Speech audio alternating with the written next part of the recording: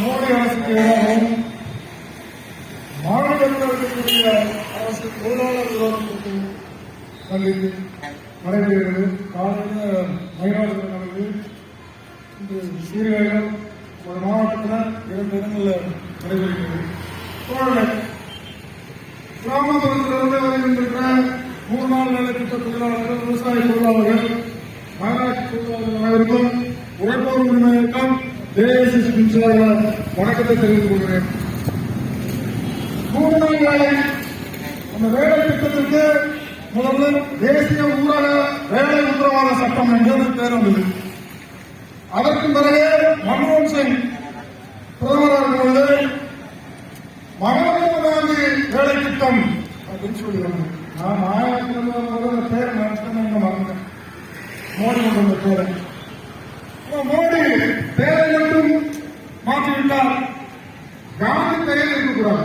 காந்திக்கும் நமக்கு நிறைய ஆனால் காந்திக்கு ஒவ்வொன்றும் சேர்க்கிறது. ஆனால் அந்த இவர் மோடி எல்லா நாட்டுக்கும் போயிட்டு வந்தார். அங்க போய் காந்திக்கு சிலைக்கு மாலை போடுறாரு. இந்தியாவுக்கு காந்தியை ஒழிச்சு கட்டுறாரு. காந்தியை ஒழிச்சு கட்டவில்லை. கிராமப்புறத்தில் இருக்கக்கூடிய வருவாயை கொடுக்கக்கூடிய 100 நாள் வேலை திட்டத்தை சுற்றுவதாக மறுபடிய இந்த மோடி, அந்த மோடிக்கு தமிழ்நாட்டில் 9 கம்மாயம் பெரிய நாசமாக்கினான்.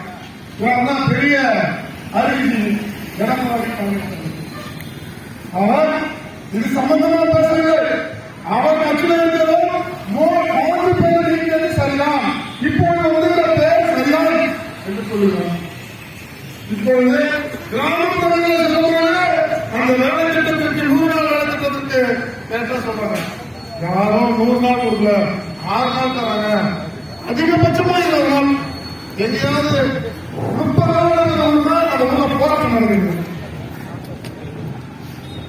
போராட்டம் நடக்கிறதுனா ஒரு 30 நாள் 35 நாள் நடக்குது அதிகபட்சமா. ஆனா போராட்டமே நடக்கிறது. ஆனால் இந்த 100 நாள் வேலை திட்டத்தை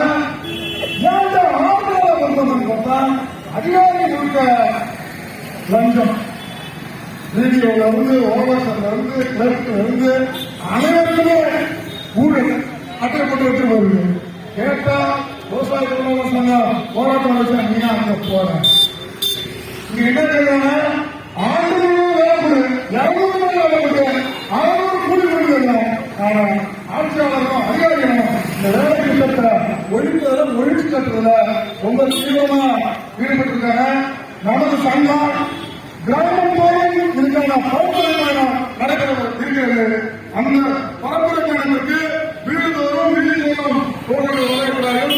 பேராளர்கள் வந்து இந்த இயக்கத்தை வளர்ப்பு செய்ய வேண்டும். ஏன் வளர்ப்பு செய்ய வேண்டும் என்று சொன்னால் பாராளுமன்றத்தை முற்றுகையிட்ட பிறகுதான் அதில் நம்மளுடைய சிபிஎம் கட்சி தலைவர்கள் தொழிலாளர்கள் அனைவரும் துப்பாக்கி குண்டடிப்பட்டு அப்படி ரத்தம் சிந்தி வரவேற்கப்பட்ட இந்த வேலை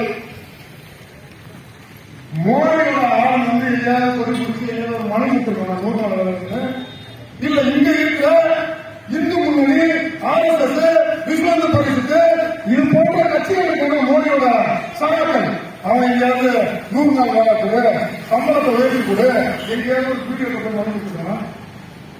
அப்படி ஒழுங்கான ஒரு கட்சி திரும்ப இந்தியாவுக்கு ஆட்சியில் வந்த கட்சி இதை ஒழிக்க நினைக்கிறேன் சொன்னா போராடி புதிய செய்ய இந்த கட்சி வீடுவோடு வரும்போது வேறோடு சொல்ல வேண்டும் என்று சொல்லி கொடுத்த வாய்ப்புக்கு நன்றி.